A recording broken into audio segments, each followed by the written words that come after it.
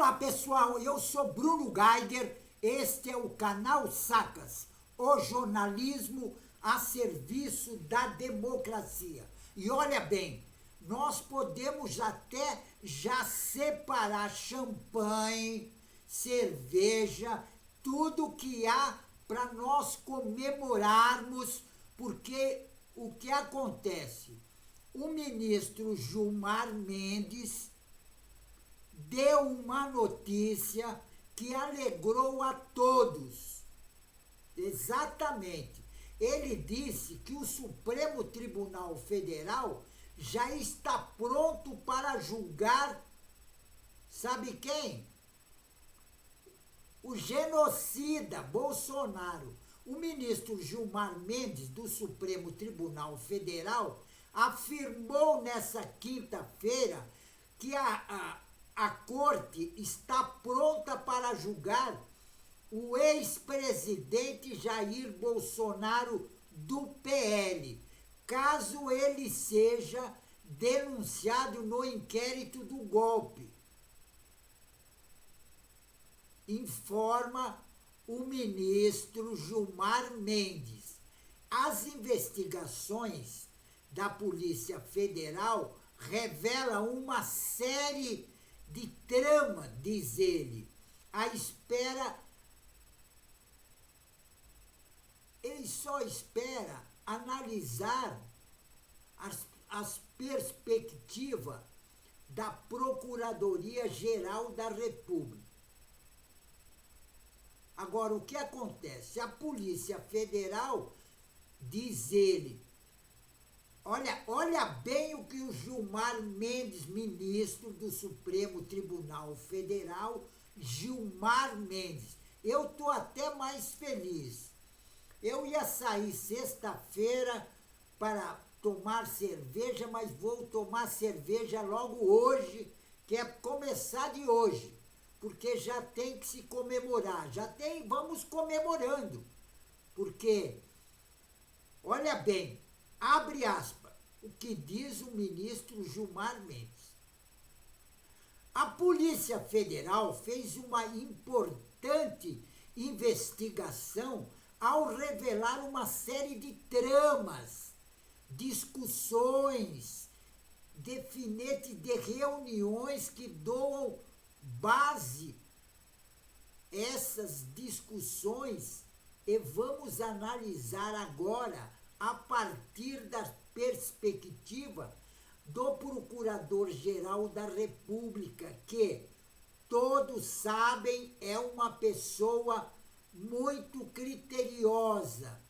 É um dos procuradores, nos últimos anos, mais respeitado do Supremo Tribunal Federal, disse o ministro. Olha bem, ao ser questionado sobre um possível julgamento de Bolsonaro, o ministro afirmou que o tribunal tem experiência como outros casos. Não tenho dúvida de que, se for o caso, dentro das balizas do Estado de Direito, de proferir um juízo condenatório, o tribunal saberá fazê-lo com toda a responsabilidade, como no passado julgou o caso do Mensalão, que também envolvia assessores importantes do então governo do presidente Lula, explicou o ministro Gilmar Mendes. E olha bem, ele continua. O tribunal revela uma grande maturidade.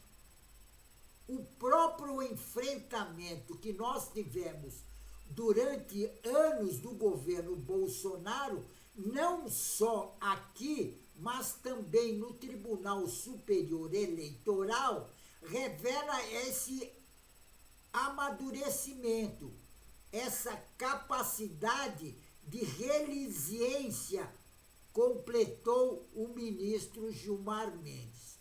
E o ministro também disse acreditar que os atos golpistas de 8 de janeiro não vão repetir mais. Mas não coloco a mão no fogo, diz ele. Não acho que haja risco para a democracia. Não vejo que houvesse condições de sustentar um golpe, ainda como todo esse planejamento que ocorreu. Mas eu também não gostaria de acender um fósforo para ver se tem gasolina no tanque. Eu acho que se nós percebemos que há problemas que geram instabilidade, nós nos responsabilidade política que devemos propor correções de rumo, afirmou o ministro Gilmar Mendes. E ele continua: temos que ter muito cuidado com o que falamos, diz ele. Aquele xingatório dirigido ao ministro do Supremo estimula o cidadão comum a imaginar também que tinha aquele direito. Isso diminui a todos. Criamos sociedade em que o respeito desapareceu. Que a gente não viva assustado com a sua possibilidade de reedição, concluiu o ministro Gilmar Mendes. E olha também, ele também comentou a respeito da lei da ficha limpa.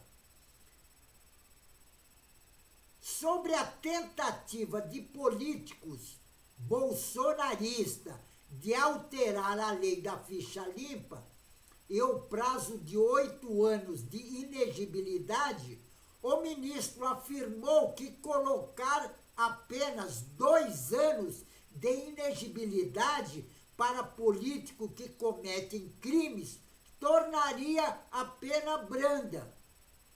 O Brasil, e ele continua, o Brasil, de alguma forma, deu uma resposta adequada para as pessoas que cometem crimes. Ninguém quer ser inegibilidade eterna, mas que haja algo que sirva de barreira para que pessoas que não se comportam bem nos cargos públicos saiam por tempo da vida pública. Fixar em 2 anos significa que talvez a pessoa sequer deixe a função. Talvez esteja candidato nas próximas eleições, complementou o ministro Gilmar Mendes. E eu acredito no que ele falou, que inclusive o Supremo Tribunal Federal já está preparado. E pela forma que ele colocou, a Procuradoria-Geral da República já está para mandar para o Supremo Tribunal Federal. Se não mandar essa semana, vai ser na próxima. Então, nós já temos que começar a comemorar. E nós podemos até já ir comemorando um carnaval de liberdade com a tranqueira, o golpista fascista na cadeia. Porque é na cadeia que merece ficar esse bandido conhecido como genocida Bolsonaro. Tem que ficar na cadeia, porque na cadeia é o lugar desses bolsonaristas. Porque o negócio é o seguinte: se deixa esse pessoal na rua, eles ficam cometendo crimes. Porque bolsonarista é assim. Veja o caso, por exemplo, do Abrão Davi Neto, que a Polícia Federal, inclusive, deflagrou nesta quinta-feira uma operação contra agente supostamente envolvido em um esquema de compra de voto na cidade de Nilópolis, no Rio de Janeiro. O principal alvo é o prefeito da cidade, o Abraão Davi Neto. Sabe que partido que ele é? Adivinha? Adivinha se não é do PL. E ainda ele é conhecido na cidade como Abrãozinho. Segundo a Polícia Federal, a suspeita é que ele tenha participado de um esquema que envolvia, além da compra de voto, fraude à cota de gêneros, lavagem de dinheiro e apropriação de recursos que deveriam ser destinados a financiamento eleitoral.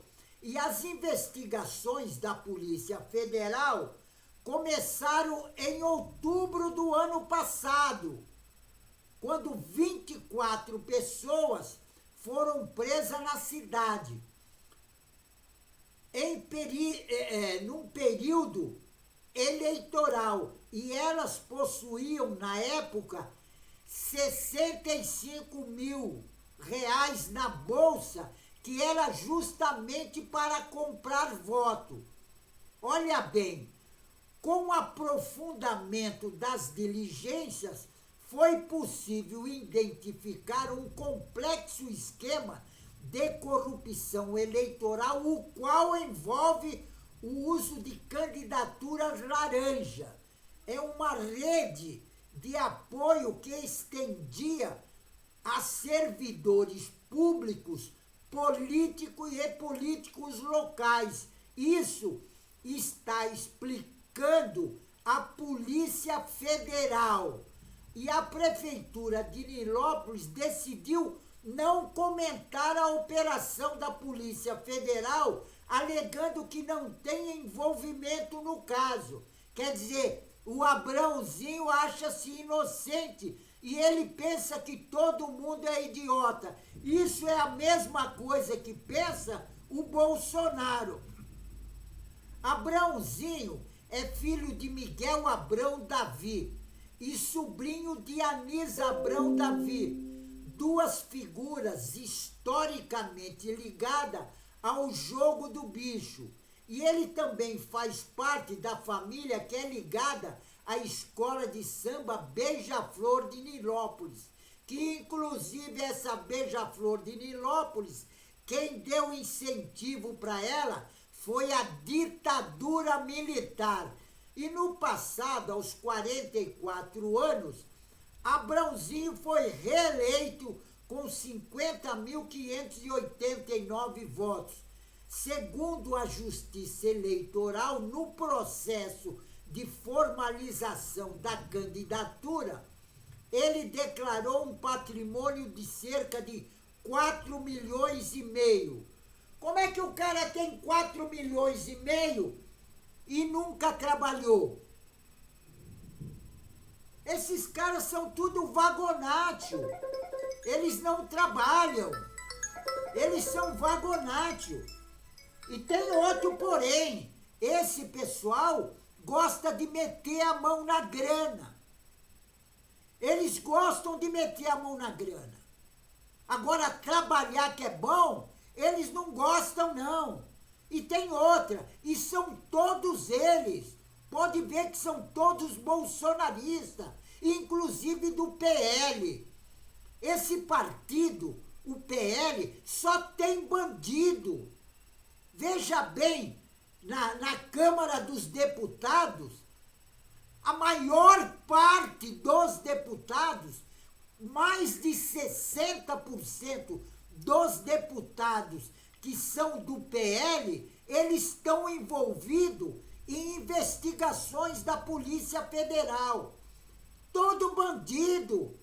Por isso que eles querem justamente acabar com a lei da ficha limpa. Além de acabar com a ficha limpa, a lei da ficha limpa, eles também querem dar a anistia ao Bolsonaro. Só que nós não queremos anistia para bandido golpista. Não! Nenhum bandido golpista vai ter anistia. E tem outra, o Bolsonaro arquitetou todo aquele golpe, a tentativa de golpe de Estado e também aquele ato terrorista de 8 de janeiro, que os terroristas bolsonaristas acabaram com o patrimônio público, cultural e artístico do Brasil. Eles acabaram. Isso para dar um golpe de Estado. Porque eles não respeitavam o voto da população. E diziam que as urnas estavam fraudadas. Agora, o Bolsonaro, ele queria dar o golpe de Estado para implantar no Brasil a ditadura militar.